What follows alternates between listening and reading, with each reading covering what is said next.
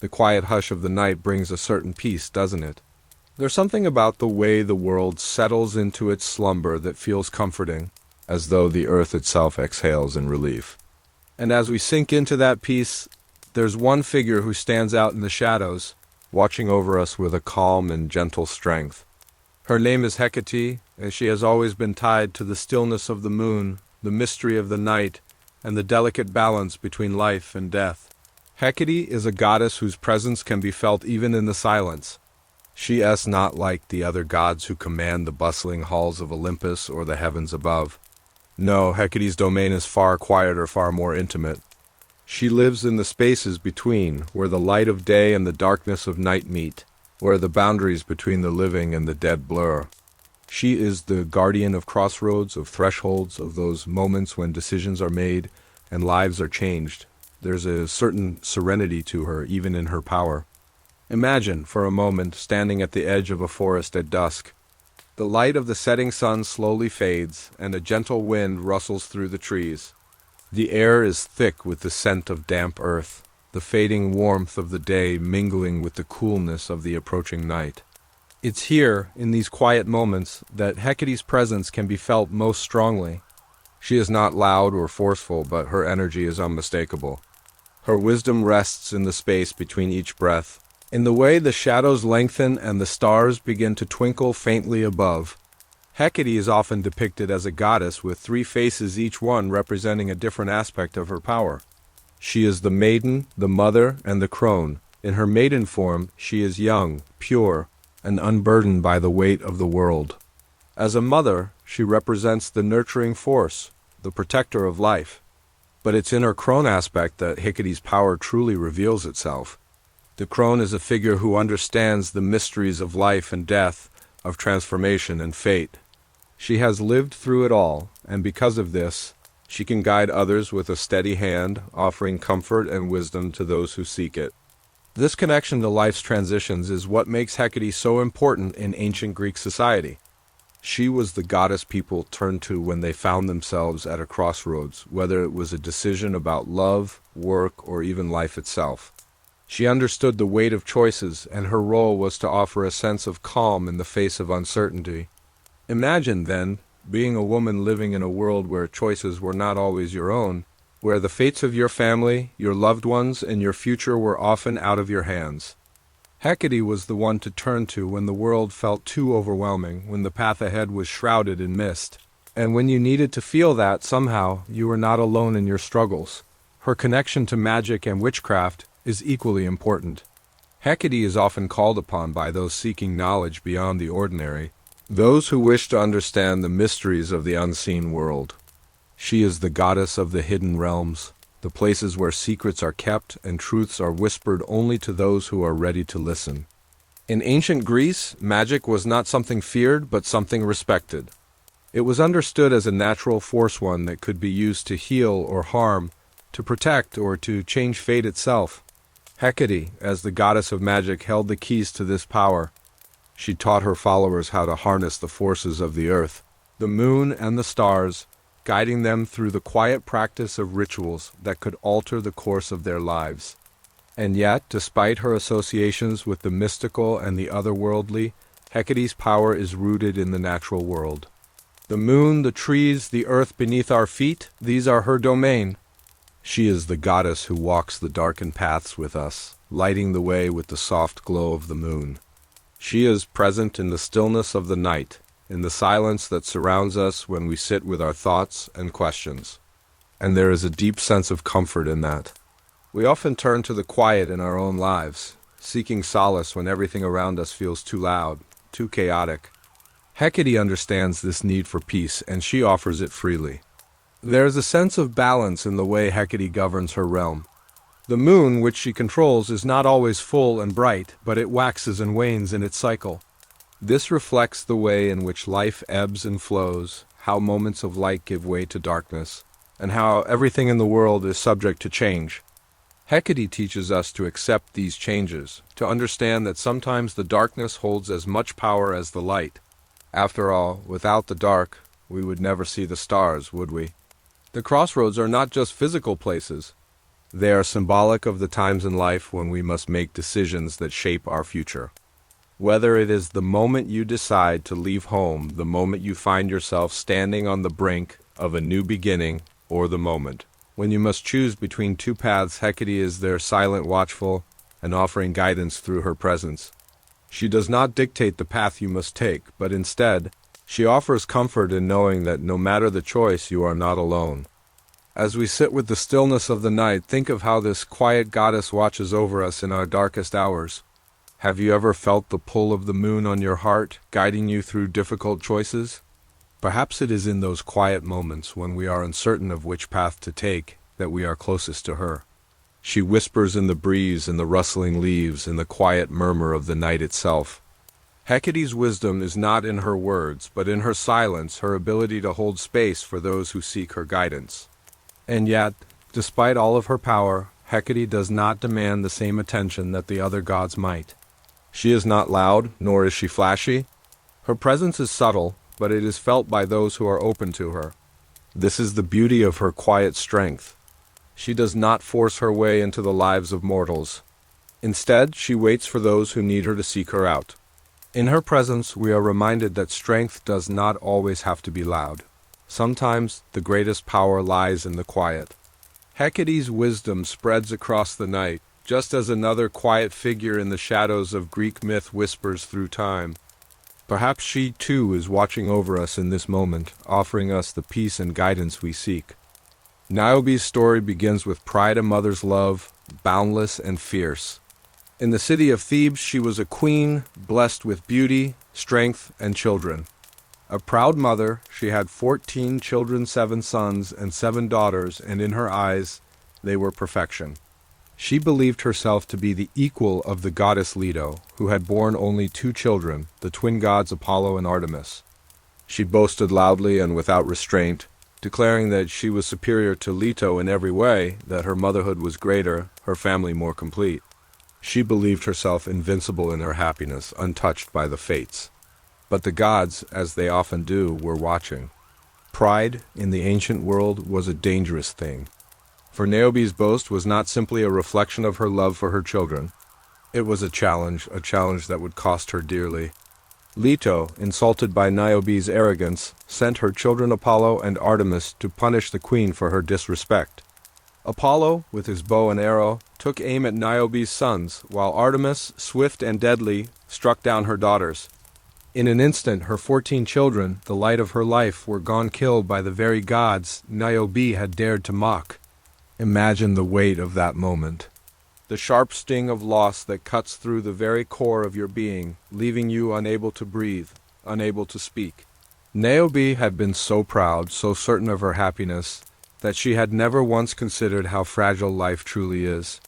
The gods, in their immense power, had shattered her world in the blink of an eye. And what was left? Only the emptiness of grief, a grief so profound that it would transform her into something unrecognizable. In the wake of her children's deaths, Niobe did not call upon the gods for comfort. No, she did not seek their mercy, for her pride remained. Instead, she turned inward, overcome with sorrow that no mortal words could soothe. Her grief became something physical, something beyond the realm of human experience. She wept for days, her tears flowing endlessly, a river of mourning that would not stop. It was said that the more she wept, the harder the gods looked upon her, and yet there was no reprieve from her pain. And so, in a way only the gods could orchestrate, Niobe's sorrow took on a new form. She was transformed into stone.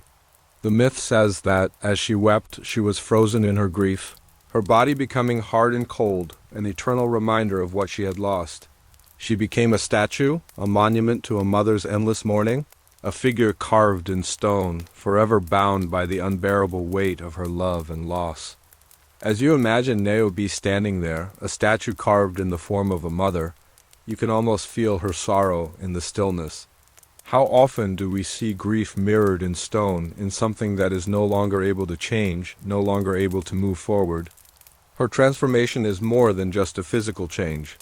It's a symbol of how grief can harden the heart, how the pain of loss can feel so all-encompassing that it leaves no room for anything else.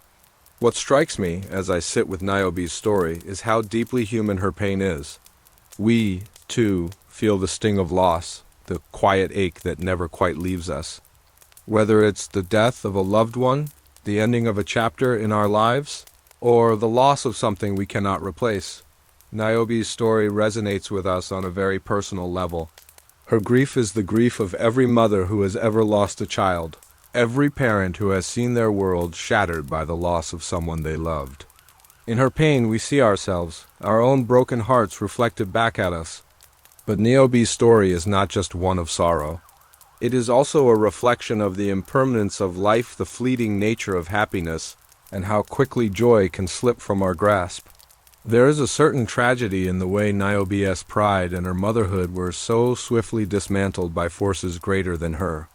In her loss we see the fragility of life itself, how quickly we can lose what we hold dear. Life, much like the stone Niobe became, can sometimes feel unyielding, unchanging, but it is in the way we carry our grief, the way we hold on to our memories, that we find the strength to go on. Niobe's story became a symbol in ancient Greece, a symbol of grief that transcended her own time. She was not just a queen whose children were killed. She was the mother whose sorrow was so powerful it could not be contained. Over the centuries, her name has been whispered in the same breath as the deepest mourning.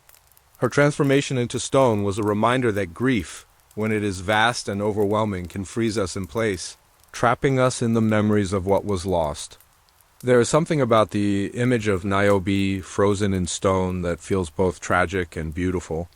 Her silence, her stillness, is a testament to the depth of her pain, and yet, in her statue-like form, she remains forever. The gods may have taken her children, but they could not take away her love for them. That love, that bond, is etched into the stone of her being. It is as if, in becoming stone, she became timeless, her sorrow preserved, her love immortalized. Have you ever experienced a loss so deep it felt as though time itself had frozen? When grief takes hold, it can feel as though the world around you continues to spin, but you are left behind, suspended in a moment that never seems to end. Niobe's story is that moment made flesh, made stone. It speaks to that raw place in all of us where loss resides, a place that we sometimes try to bury but can never truly forget. And in this myth we are reminded that, even in the face of the most profound sorrow, there is strength in our memories. There is strength in the love that cannot be taken away. As Niobe stands there, silent in her grief, she teaches us that there is no shame in mourning. There is no weakness in feeling the weight of what we've lost. And, perhaps most importantly, there is no time limit to how long that sorrow may last. It is a quiet but profound reminder that grief, like love, is eternal. From Niobe's sorrow to another quiet yet heart-wrenching tale of transformation. Let's turn our gaze to the forgotten women of ancient Greece. In the vast halls of Olympus, where the gods and goddesses ruled with divine power, there existed a quieter, more hidden world. It was a world of servants, attendants, and caretakers, those women whose names were often lost to time, but whose roles were just as crucial as those of the gods themselves. These were the women who worked behind the scenes, tending to the gods' needs, ensuring the smooth functioning of the divine world, yet rarely given the recognition they so richly deserved. Imagine for a moment the grandeur of the temples dedicated to gods like Athena or Artemis. They were filled with priests, priestesses, and attendants, all performing sacred duties that kept the divine order intact. While much of the focus was placed on the gods themselves, on their battles, their triumphs, their love affairs, the women who served them went largely unnoticed. They were not part of the grand myths, the stories that were passed down from generation to generation, but they were there in the shadows, quietly shaping the divine world. Take, for instance, the attendants of Artemis. Artemis, the goddess of the hunt, the wilderness, and the moon, was known for her independence, her strength, and her fierce protection of women and children. But behind her, in the quiet corners of her temples, there were women often young, virginal women whose sole purpose was to serve her. These women were not celebrated in myth, yet their lives were intertwined with the goddesses in profound ways. They would have tended to the sacred rituals, cleaned the altars, and ensured the sanctity of the space where Artemis's divine energy could flow freely. And while they remained nameless, their service to the goddess was critical to maintaining the balance between the divine and the mortal. These women, like so many others in Greek mythology, were not celebrated for their courage, their strength, or their individuality. Instead, they were seen as tools vessels for the god's power, conduits through which divine will was executed. Their lives were bound to the gods in a quiet, almost invisible way. They were not given the honor of being warriors or queens, and their stories were seldom told, but they were indispensable to the divine world. Then there were the women who served in the temple of Athena, goddess of wisdom and war. Athena, who sprang fully formed from the head of Zeus, was a figure of great power and intellect. But in her temple there were women who cared for the sacred objects, maintained the ritual practices, and ensured that the temple remained a place of purity and strength. These women, like the attendants of Artemis, were often overshadowed by the grand myths of Athena's exploits. They did not participate in the epic battles or the divine struggles that filled the stories of the gods. Instead, their work was quiet, repetitive, and deeply respectful of the divine.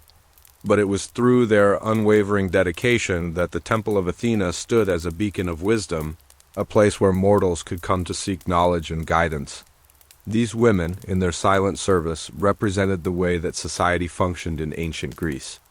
Just as they were often relegated to the background of myth, so too were women in the broader society often confined to the domestic sphere. They were the ones who carried out the daily tasks, the weaving, the cooking, the cleaning, the work that kept households, communities, and temples running. And while this work was essential to the survival of society, it was rarely acknowledged as anything more than a duty, never celebrated in song or story. It is only in hindsight that we recognize the depth of their contributions. And yet, despite being nameless and voiceless in the myths, these women were far from powerless. Their service, though unseen, was a form of quiet strength. In their work, they held the fabric of the divine world together. Without them, the gods would have lacked the devotion and care that allowed their power to flourish. Their quiet influence, their steady hands, and their humble dedication were the forces that allowed the gods to shine so brightly in the myths. And though their names may not have been recorded, their impact was felt in every sacred space, in every ritual, in every prayer that reached the gods. In a way, these women were the ones who held the divine world in balance. They were the glue that kept everything intact. They were not gods themselves, but they understood the delicate intricacies of the divine world in a way that few others did. By serving the gods, they ensured that the gods could continue their reign over both the mortal and divine realms. It was their devotion, their quiet strength, that allowed the gods to focus on their larger concerns, while they themselves could retreat into the sanctuaries of their temples and perform their sacred duties. In a world that often valued the loud and the spectacular, these women stood in stark contrast. They were not warriors or queens, nor were they the subjects of grand myths or epic tales, but their lives, woven into the fabric of divine service, were rich with meaning. They did not seek the spotlight or the admiration of others. Instead, they sought only to serve, to make the world around them function in the most harmonious way possible. And in this way, their stories, though silent, though invisible, speak to us in a way that is profoundly human. These women, though forgotten in myth, were not insignificant. Their lives are a testament to the quiet power that exists in every act of service, in every unnoticed gesture, in every moment of humble devotion. They remind us that not all stories need to be loud to be meaningful. In their silence, they became an integral part of the larger narrative of the gods, holding the divine world together in a way that was as necessary as it was beautiful. Though their names are lost, the quiet impact of these women echoes through time. Do you think their voices deserve to be heard more clearly in our modern retellings of myth? Perhaps it is time to remember them not as nameless figures who worked in the shadows, but as the quiet pillars upon which the gods' world rested. While these women were hidden in the shadows, another goddess quietly wove her influence over the mortal and divine alike. In the quiet corners of ancient Greek mythology, where sorrow and wisdom often intertwine, there exists a figure who embodies the very essence of tragedy. Her name is Melpomene, the muse of tragedy. While many may think of the muses as ethereal beings inspiring songs of joy or laughter, Melpomene represents something far more somber, yet infinitely profound.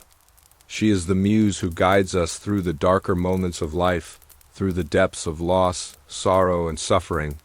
Her presence is not one of light, but of shadow, the kind of shadow that falls when we are forced to confront the rawness of the human condition. Tragedy in ancient Greece was not just a form of entertainment. It was a lens through which the Greeks sought to understand the complexities of life. The great playwrights, such as Sophocles and Euripides, created works that delved into the heart of human suffering, exploring themes of fate, destiny, and the inevitable struggle between human desire and divine will. But the tragedies were not merely stories of sorrow, they were lessons, moral teachings, wrapped in the language of grief. And at the center of these lessons was Melpomene, who taught both the playwrights and their audiences the importance of embracing sorrow as a part of life. Imagine yourself in the grand theater of ancient Athens. The sun is setting, casting a golden glow over the stone amphitheater. You take your seat among the crowd, the excitement palpable in the air. Soon, the actors will take the stage, and their words will carry you into a world where gods and mortals clash, where families are torn apart by fate, and where every emotion is felt deeply and rawly. The stories that will unfold before you are not light-hearted tales. They are heavy, filled with conflict, pain, and heartache. Yet, in these stories, there is a truth that resonates deeply within you. You cannot look away, for it is in the tragic that you see the clearest reflection of your own humanity. It is Melpomene who stirs the hearts of those who watch. She does not simply inspire the actors to perform. She guides the audience in their own emotional journeys. Through her, the Greeks learned that to truly understand the human experience, one must face sorrow head-on. The tragedies performed on stage were more than just plots. They were reflections of the emotional depth of life itself, teaching people how to confront their darkest moments with honesty and clarity. What is it about tragedy that resonates so deeply within us? Perhaps it is because in tragedy we see the ultimate vulnerability of the human spirit. The characters in these plays, whether they are kings, queens, or commoners, are all at the mercy of forces beyond their control. The gods may have played their part, but it is human nature itself that drives these characters to their inevitable downfall. Melpomene, as the muse who inspires these tales, teaches us that tragedy is not something to be feared, but something to be understood. It is in the deepest sorrow that we find our truest selves. Think of the characters you've encountered in Greek tragedy, the likes of Oedipus, who unknowingly fulfills the prophecy of his own doom. Antigone, who defies the king's orders for the sake of family loyalty. Or Medea, whose grief drives her to commit unspeakable acts. These stories are filled with pain, and yet they are also filled with truth. They reveal the dark undercurrents of human life, our desires, our flaws, our struggles with fate. And it is through Melpomene's influence that these stories became the cornerstone of Greek theater, and with them an understanding of the human condition that transcended time. For Melpomene's role was not just to inspire stories of suffering, but to help us see the wisdom that could be gleaned from such experiences. Tragedy, in the Greek sense, was not merely an exploration of despair, but a way to come to terms with the world's inherent imperfections. Through tragedy, the Greeks believed they could learn about their own lives, about how to cope with hardship, and how to move forward in the face of overwhelming odds. It was Melpomene who whispered the quiet lesson that even in our darkest moments, there is a deeper understanding of ourselves to be found. But Melpomene's presence is not one of loud proclamations or dramatic gestures. She is a muse who speaks softly, urging us to listen carefully to the subtleties of life's pain. She invites us to reflect on our own losses, our own tragedies, and to find meaning within them. There is a quiet wisdom in Melpomene's teachings, a wisdom that does not demand that we overcome our sorrow, but that we sit with it, acknowledge it, and let it shape us. It is through this quiet acceptance that we begin to understand the full scope of our humanity. For in the tragedies of life, we find the lessons we most need to learn. How often do we try to push aside our grief, to pretend that the pain doesn't exist? How often do we try to mask our vulnerability, to hide it from the world? Yet, as Melpomene would tell us, It is through embracing that pain, through understanding it, feeling it, and allowing it to become a part of us that we truly grow. The great tragedies of ancient Greece were not just stories. They were pathways to understanding, to empathy, and to the quiet strength that comes from enduring sorrow. Do you think the tragedies of life shape us as deeply as Melpomene would have us believe? Reflect on this as you close your eyes tonight, and share your thoughts in the comments. Perhaps, like the tragic heroes of old, we too can learn something valuable from the hardships we face. Perhaps in the sorrow we can find a deeper sense of who we are meant to be. From the tragedy of the muses to the calm embrace of sleep, there is another figure who guards our dreams from the shadows. There is something serene about the way Persephone exists within the great mythological tapestry. Often we remember her as the young goddess abducted by Hades, forced into the depths of the underworld against her will. Her story, the one most familiar to us, is one of loss, separation, and a journey into darkness. But as with so many myths, there is more to Persephone than meets the eye. Beneath the surface of her abduction lies a deeper truth, a truth that speaks of resilience, quiet strength, and a role as a guardian, not just of the dead, but of the natural cycles that shape our world. Persephone's story begins in spring, in the world of the living, where she dances through fields of flowers, bathed in the golden light of the sun. She is a symbol of vitality, youth, and innocence, a figure of beauty who is cherished by both the gods and the mortals. But this picture of life and light is shattered when Hades, the god of the underworld, takes her into his dark realm, forcing her to become his queen. This moment, the moment of her abduction, marks the beginning of Persephone's transformation from the carefree daughter of Demeter to the ruler of the underworld, a goddess who must straddle two worlds. But what is often overlooked in Persephone's story is how she embraces her new role with a quiet strength. In the underworld, she becomes more than a mere captive. She becomes a quiet keeper, a guide for the souls of the departed. It is her task to ensure that the souls of the dead find their place in the afterlife, offering them a sense of peace, as they make the transition from the world of the living to the world of the dead. In this, Persephone is not a figure of power or force, but one of comfort and care, a mother figure for the souls that pass through her domain. Imagine, for a moment, the stillness of the underworld. It is a place that most mortals would never dream of entering, a realm of shadow and silence.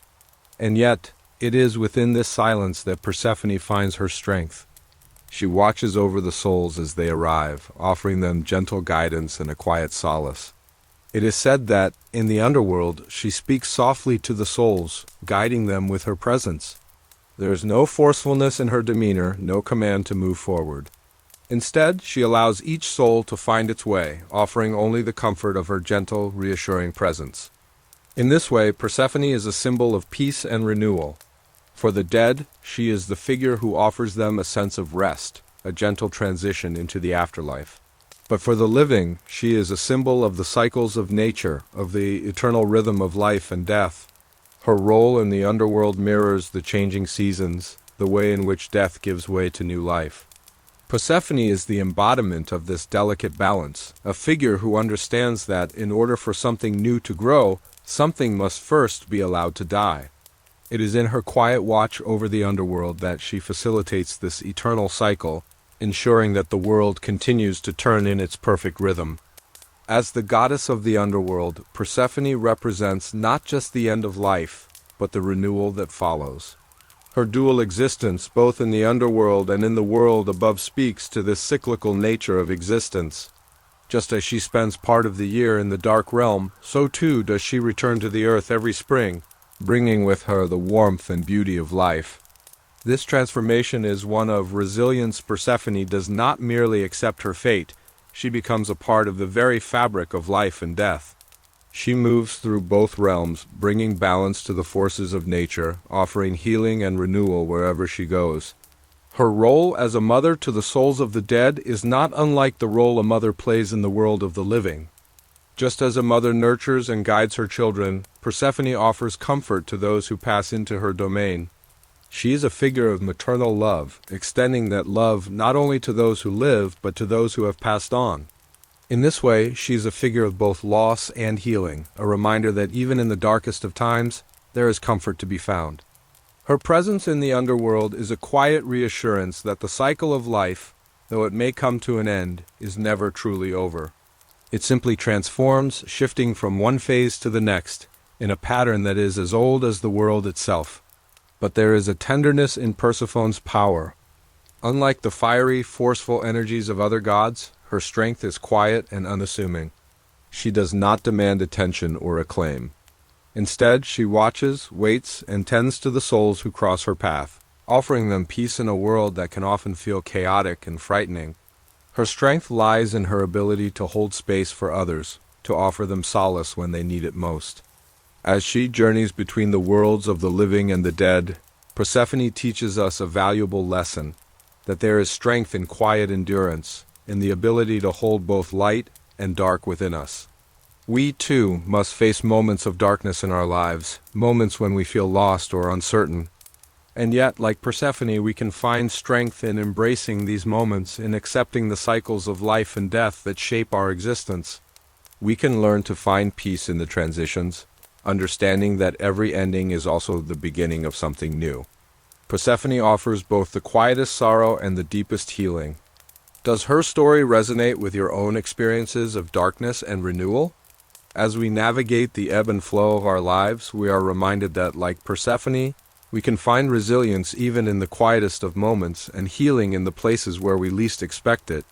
As Persephone watches over the underworld, another myth reveals a softer side to the gods' interactions with mortals. As the evening sky darkens and the stars begin to twinkle above, a certain stillness settles over the world. The hustle and bustle of the day fade away, and we are left in the quiet embrace of night. It is in this peaceful silence, in the moment when our bodies grow heavy with sleep, that we enter the realm of dreams guided by a quiet, unseen force. That force is Morpheus, the god of dreams, a figure who, with his delicate touch, weaves the dreams that visit us while we rest. Morpheus is not a god who commands the day or stirs the hearts of mortals with thunderous actions. Instead, his influence is soft, subtle, and often mysterious. He moves like a shadow through the sleeping world, shaping the dreams of mortals with gentle hands. Sometimes his dreams are sweet and soothing, filled with visions of hope and peace. Other times they are dark and unsettling, stirring up fears and uncertainties that lie hidden within the depths of our minds. But no matter the nature of the dream, it is Morpheus who guides us through the mysterious landscape of sleep, leading us from one world into the next. In ancient Greece, dreams were seen as more than just fleeting images or random thoughts. They were believed to be messages from the gods themselves, glimpses into a realm beyond the waking world. The Greeks believed that through dreams, the gods communicated their will, offering guidance or warnings to mortals. Dreams were thought to carry with them divine wisdom, the kind of wisdom that could shape destinies or alter the course of a life. And it was Morpheus who stood at the threshold of that world, carefully guiding the dreams that mortals would experience. Imagine, if you will, the quiet of the night, the soft rustling of leaves in the wind, the distant call of an owl. As you drift off to sleep, your mind begins to wander. Morpheus, ever watchful, gently takes hold of your dreams, shaping them with his unseen hands. Perhaps he guides you to a distant shore where the waves lap gently against the sand, or to a lush forest where the trees seem to whisper secrets. Or perhaps he leads you into a more unsettling place where shadows twist and faces from the past appear. In either case, Morpheus is there, watching over you as you move between the waking world and the dreamscape. There is something deeply comforting about Morpheus's role as the keeper of dreams. He does not force his will upon us, but instead offers a safe space where we can surrender to the unconscious mind. It is in this space between waking and sleeping that we can confront the emotions, fears, and desires that we may not fully understand in our waking life. Dreams, after all, are often reflections of our inner selves. They reveal to us the parts of ourselves that are hidden, buried beneath the surface. And it is Morpheus, in his gentle, quiet way, who helps us explore these parts of our psyche. In ancient Greece, the gods were seen as having the power to shape the world in both obvious and subtle ways. They could stir storms, shake the earth, and grant favors to mortals. But Morpheus's power was different. His was a power of the mind, a power that shaped not the external world, but the internal one. Through dreams he gave mortals a chance to see the world not as it was, but as it could be through the lens of their subconscious thoughts and feelings. The quiet mysteries of the night, as shaped by Morpheus, offered a window into the soul, a chance for introspection and self-discovery. Think of the dreams you've had in your own life. There are those that are vivid and clear, filled with images and symbols that linger long after you wake. There are others that are fleeting, fading from memory the moment your eyes open. Some dreams feel comforting, as though you are held by a soft, warm embrace. Others, however, may leave you with a sense of unease, as though something unresolved is swirling in the depths of your mind. And then there are the dreams that feel like messages, perhaps from someone you've lost, or from a part of yourself that you've long forgotten. Morpheus, in his quiet wisdom, guides each of these dreams, ensuring that they carry with them meaning, even if we cannot always understand it. It is said that Morpheus can take any shape, allowing him to appear in the dreams of mortals in countless forms. He might appear as a loved one, offering comfort and reassurance. Or he might take on the shape of an animal, guiding you through a dreamscape that feels both familiar and strange. But no matter the form he takes, his presence is always the same, gentle, guiding, and full of mystery. He does not demand attention, but he is ever present, watching over the world of sleep with a quiet, patient gaze. What makes Morpheus's role so important is not just his ability to shape dreams, but the way he bridges the gap between the conscious and unconscious mind. Sleep is a time when we are most vulnerable, when our defenses are lowered, and we are free to confront the deepest parts of ourselves. It is in this vulnerable state that Morpheus offers us a space to explore our thoughts and emotions in a way that we cannot always do in our waking hours. Dreams, shaped by Morpheus, give us a chance to understand ourselves in ways that are often elusive during the day. They offer us a mirror in which we can see not just who we are, but who we could be. As you lay down tonight, perhaps it is Morpheus who will gently guide you into sleep, his presence filling your dreams with both the comfort of peace and the mystery of the unknown. What dreams have visited you in your quietest moments? Morpheus invites you to reflect on them as you settle into sleep. Leave a comment with your thoughts, for in the world of dreams, we are all connected by the quiet whispers of Morpheus's guidance. While Morpheus drifts silently through our dreams, another story brings us back to Earth, where the quiet heroes are often forgotten. In the grand narratives of ancient Greece, the gods and heroes often take center stage, those whose actions shape the world with thunderous applause and fiery battles. Yet behind the heroic tales and epic myths lies a quieter story, one not often told but no less important. It is the story of the women who, though seldom remembered in the grand annals of myth, played a pivotal role in shaping the fabric of daily life. These women did not command armies or slay monsters, but they shaped society in ways that were both subtle and profound. Imagine the world of ancient Greece, its bustling cities, its grand temples, its philosophers and statesmen. But then, think of the quieter corners of society, the homes, the hearths, the marketplaces where everyday work was done. It was in these spaces, often overlooked, that the true rhythm of Greek life was maintained. And in these spaces, women were the invisible hands that held everything together. From dawn to dusk, Greek women carried the weight of society's most essential tasks. They were the weavers, the cooks, the caretakers, and the nurturers. They kept the homes running, and in doing so, they kept the very heart of Greek civilization beating. We often think of ancient Greek life as a public spectacle, where men and warriors made decisions that would shape history. But the true strength of Greek society was built upon the quiet foundation of women-s labor their care, their skills, and their ability to endure and persist in a world that often marginalized them. One of the most fundamental tasks carried out by women in ancient Greece was weaving. To weave was not simply a skill, it was a form of creation. Women, particularly those in the home, would spend hours each day at their looms, creating clothing not only for their families, but also for the gods. The act of weaving was sacred, symbolizing the very fabric of life itself. The work was painstaking and time-consuming, but it was necessary for every family to function. Clothing was more than just protection from the elements. It was a symbol of status, and the quality of a family's garments spoke to their wealth and respectability. A well-woven garment could be the difference between a family standing in the community or its relegation to obscurity. But weaving was not the only work that women did. In the quiet spaces of their homes, they were also the midwives, the healers, and the caretakers of the sick.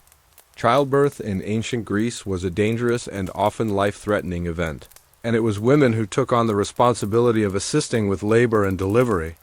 They were the ones who understood the female body, who knew the herbs and remedies that could ease pain and promote healing. Midwifery was a sacred role, one that required great skill and empathy, and though it was a task that went largely unnoticed by the public, it was one that had a profound impact on the lives of women and families. In addition to their roles as weavers and midwives, women were also the caretakers of the family's spiritual life. It was women who oversaw the daily rituals that kept the home in balance with the gods. The ancient Greeks believed that the household was a microcosm of the larger world, and the rituals performed within the home were seen as an essential part of maintaining harmony and order in society. Women, therefore, were not only the caretakers of their family's physical needs, but also their spiritual needs. They offered prayers, made sacrifices, and ensured that the hearth fire never went out. In doing so, they were both protectors and nurturers of the family, and their work was seen as sacred, even if it did not receive the same public recognition as the deeds of their male counterparts.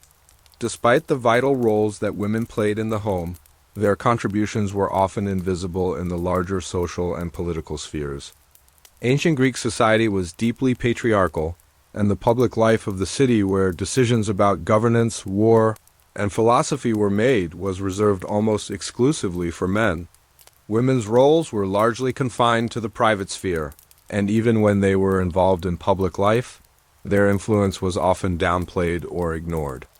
Yet, without their quiet work in the home, the very structure of Greek society would have faltered. It's important to remember that, for all their silence, these women were not powerless. Their work shaped the rhythms of Greek life in ways that were both essential and profound. Without their efforts, the homes would not have functioned, and without the homes, the city would not have thrived. The men of Greece could debate philosophy in the agora, but it was the women who ensured that the city's foundation, its families, remained intact. In many ways, the story of these women is one of resilience. They lived in a society that did not grant them the freedoms or recognition afforded to men. Yet they persisted.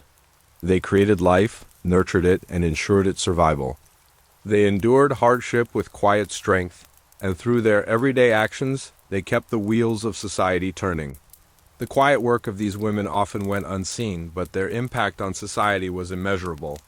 Without them, the grand myths and public victories of ancient Greece would have been impossible. Their lives, though not immortalized in epic tales or heroic sagas, were nonetheless heroic in their own right.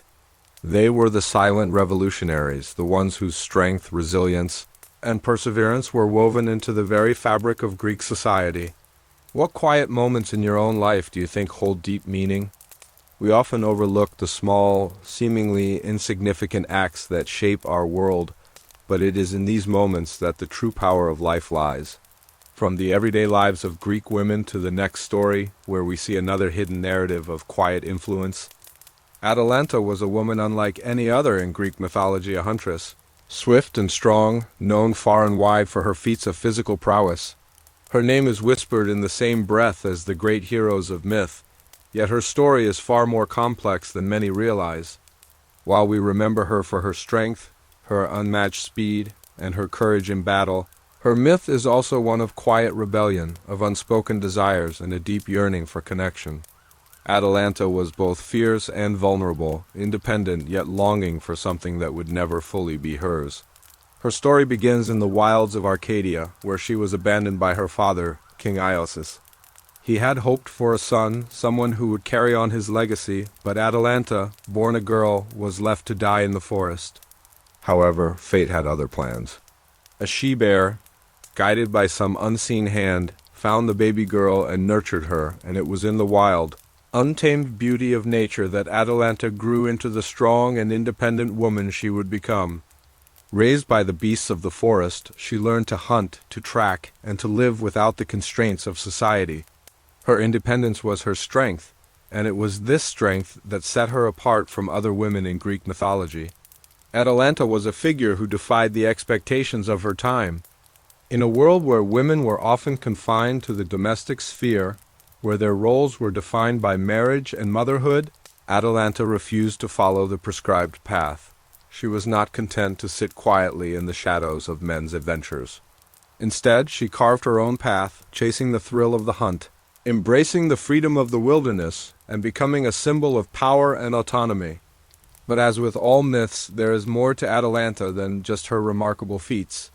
For beneath her fierce exterior, there lay a quiet longing, a yearning for something more than just the hunt. Atalanta's heart, though strong, was still capable of feeling the emptiness that came from isolation. She was, after all, a woman living in a world that did not understand her. She was forced to choose between two opposing desires, the independence she held so dear and the connection she sought, a connection that seemed forever out of reach. Her struggle is most evident in the story of her involvement in the Calgonian boar hunt. The great boar had been ravaging the land, and a group of heroes, including Atalanta, was called together to track and kill it. It was there, in the heat of the hunt, that Atalanta's strength and skill shone. She was the first to wound the mighty boar, an act that brought her praise and recognition from the other heroes. Yet, despite this moment of triumph, her story was overshadowed by the men around her. Atalanta, though she had proven her worth on the hunt, was still seen as less than the men. And in the aftermath of the hunt, it was Meleager, the leader of the group, who took the glory for the kill. In that moment, Atalanta's achievements were brushed aside, not because they weren't great, but because they didn't fit into the story the men wanted to tell. It is here, in this quiet betrayal, that we see the deep tension in Atalanta's heart. She was a woman of strength, a woman whose very being challenged the traditional roles set out for her.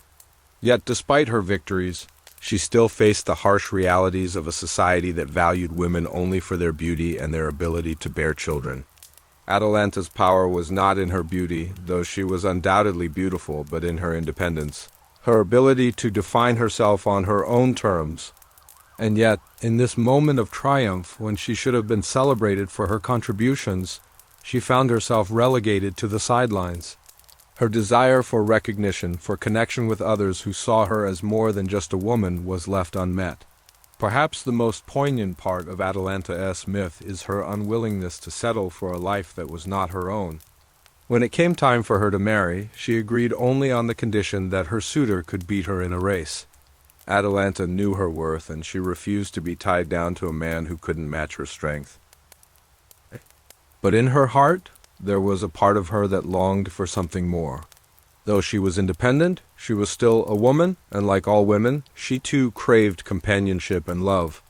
The men who came to race her, however, could not defeat her until Hippomenes, a man who had been given 3 golden apples by the goddess Aphrodite, came along. As they raced, Hippomenes used the apples to distract Atalanta, and in the end, he won the race.